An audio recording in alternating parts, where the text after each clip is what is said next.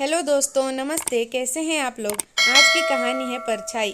कहानी को पूरा सुने, अच्छी लगे तो लाइक, शेयर और चैनल को सब्सक्राइब करें। धन्यवाद। पापा जी, मम्मी जी, ये क्या तरीका है। आप दोनों हर समय मेरे कमरे में क्यों बैठे रहते हैं। इस घर में कोई प्राइवेसी है कि नहीं। जब दिल में आया मुंह उठाए चले आते हैं मेरे कमरे में। आपके कमरे का एसी खराब है तो इसका ये मतलब बिल्कुल नहीं है आप मेरे कमरे में बैठेंगे। आ जाने दो आपके बेटे को, उसे आज ही बात करती हूँ मैं। हमें कहीं अलग घर का इंतज़ाम कर लेना चाहिए। आरुषि ऑफिस से घर लौटी और देखा कि उसके सास ससुर दोनों आराम से एसी चलाकर बैठे रामायण देख रहे हैं। ये देख उसने उन्हें अपमानित कर दिया। ये अपमानजनक शब्द सुनकर राजेश जी और उनकी पत्नी मीनाक्षी जी की आंखों में आंसू आ गए। मीनाक्षी जी अपना अपमान तो बर्दाश्त कर लेती, लेकिन पति राजेश जी का अपमान असह्य था, इसलिए बोल दी। बोलते समय सोच लिया करो, तुम्हें अपने ससुर जी से ऐसे शब्दों में बात नहीं करनी चाहिए। वह तो आज इतने दिन से गर्मी बर्दाश्त नहीं हो रही थी, इसलिए यहाँ आ गए। तुम्हें उनसे इज्जत से बात करनी चाहिए। उनका सम्मान घर से बाहर सभी लोग आज करते हैं। वह डॉक्टर रह चुके हैं। आज उनके घर में उनकी बहू जैसे अपमानजनक शब्दों में बात कर रही है। उन्होंने इतना कमाया है जीवन भर, ऐसी कोई चीज़ नहीं है जो वो खरीद नहीं सकते। एसी आसानी से लगवा सकते थे, लेकिन वो तीनों बच्चों को पढ़ाने लिखाने की खातिर सुख सुविधा कभी नहीं देखी उन्होंने। और जिस घर में तुम रह रही हो, ये भी तुम्हारे ससुर जी ने पाई पाई जोड़कर ही बनाया है। मम्मी जी, मैंने ऐसा कुछ नहीं कहा है। एसी में बैठकर रामायण देखने का इतना ही शौक है तो अपने कमरे में लगवा लीजिए। ये तो मेरे पति की कमाई का है, इसलिए इस पर सिर्फ मेरा हक है। आरुषि अकड़ते हुए बोली। आरुषि बेटा, ये घर तुम्हारे पति से पहले मेरे पति का है, और जिस पति की कमाई पर इतना इतरा रही हो तुम शायद भूल गई हो, वह मेरा बेटा पहले। वह तो हम लोग उसे तुम्हारी हरकतों से अवगत नहीं कराते, वरना वह कभी अपने माता पिता का अपमान बर्दाश्त नहीं करेगा। इतना कहकर दोनों अपने कमरे में चले गए। राजेश जी और मीनाक्षी जी के दो बेटे, केशव और किशन, और एक बेटी किरण। केशव सॉफ्टवेयर इंजीनियर है, उसकी शादी हो चुकी है। उनका एक बेटा सूरज भी है। केशव का परिवार अपने माता पिता के साथ उनके बनाए हुए घर में ही रहता है। बेटी किरण ससुराल चली गई है, वहाँ वो सुखी है। माता पिता के पास भी बराबर आती जाती रहती है। सबसे छोटा बेटा किशन बाहर रहकर अभी पढ़ाई कर रहा है। राजेश जी अपने शहर के नामी होम्योपैथी के डॉक्टर हैं।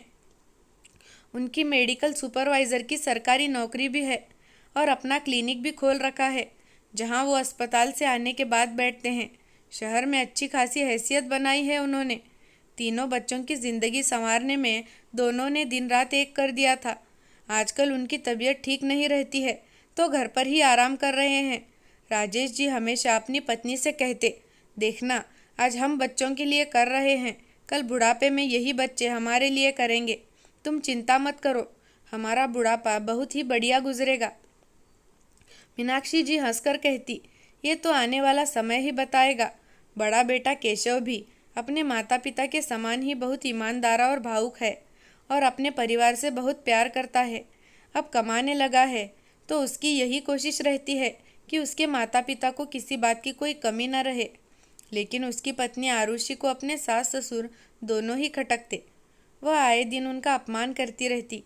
वह दोनों भी घर की सुख शांति के लिए बेटे से कुछ नहीं कहते। आरुषि बोलते समय ये भूल जाती थी, उसकी ये हरकतें उसका बेटा सूरज देख रहा है। वह अपने दादी बाबा से बहुत प्यार करता है। उसे माँ का दादी बाबा से इस तरह बोलना पसंद नहीं आता, लेकिन बच्चा है तो कुछ कर नहीं पाता वो।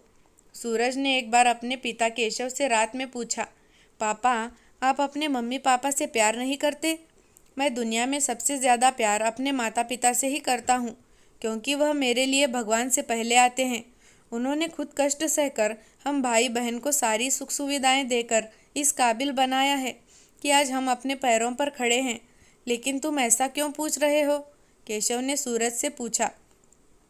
अगर आप अपनी मम्मी पापा को प्यार करते हैं तो फिर मम्मा को क्यों नहीं डांटते कि वह उनसे ऐसे बात ना किया करे? क्या किया आपकी मम्मा ने? सूरज ने उस दिन वाला पूरा वृत्तांत पिता से कहकर सुनाया। केशव सूरज के मुंह से ये सब सुनकर दंग रह गया, क्योंकि वह तो समझता था कि उसकी पत्नी उसके माता पिता की इज्जत करती है, उनकी देखभाल करती है, लेकिन वह तो उनके साथ दुर्व्यवहार कर रही है। उसने तुरंत आरुषि को आवाज़ लगाई और पूछा, सूरज क्या कह रहा है? उस दिन तुमने मम्मी पापा को अपमानित करके अपने कमरे से बाहर निकाल दिया। आरुषि बड़ी ढिठाई से बोली, उन लोगों ने भी अपनी सारी हदें पार कर दी हैं। वह मेरे कमरे में क्यों बैठे आकर? मैंने सिर्फ अपनी बात कही, फिर रुककर बोली, ओह, तो माता पिता ने बेटे से बहू की चुगली कर दी। ज़बान संभाल कर बात करो आरुषि, वह मेरे जन्मदाता हैं और ये घर उनका है। हम लोग उनके साथ रहते हैं, वो जहाँ चाहे बेझिझक आ जा सकते हैं। तुम उन्हें रोकने टोकने वाली कोई नहीं होती।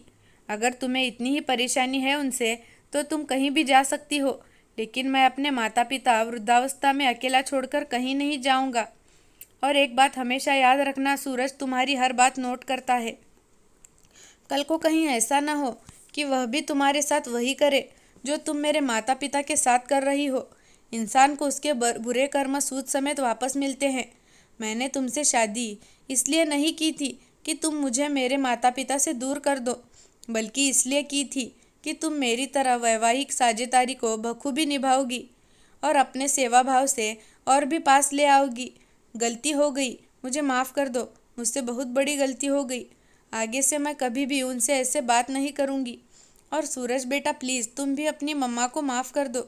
जब तक केशव कुछ बोलता है तब तक उसके माता पिता वहाँ आ गए और बोले, सुबह का भूला अगर शाम को घर आ जाए तो उसे भूला नहीं कहते। आरुषि माफ़ी मांग रही है, उसे माफ़ कर दो। हम लोग तो बस तुम्हारा सुखी संसार देखना चाहते हैं और कुछ नहीं। केशव और आरुषि उनके चरणों में झुक गए और उन्होंने उन्हें गले लगा लिया। जिस माता पिता का केशव जैसा बेटा और सूरज जैसा पोता होगा तो उनके साथ तो कभी कुछ गलत हो ही नहीं सकता।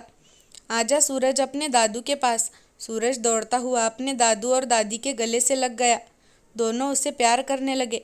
इससे हमें यही सीख मिलती है, जैसा बच्चे हम लोग को करता देखते हैं वह भी वैसा ही सीख लेते हैं। तो इसलिए हमें अपने माँ बाप का आदर और इज्जत हमेशा करते रहना चाहिए, क्योंकि आज हम अपने माँ बाप का आदर करेंगे तभी हमारे बच्चे भी आगे चलकर हमारी इज्जत करेंगे, क्योंकि बच्चे माँ बाप की ही परछाई होते हैं। हम जैसा करते हैं हमें वही वापस मिलता है। दोस्तों, आपको कहानी कैसी लगी कमेंट करके ज़रूर बताना।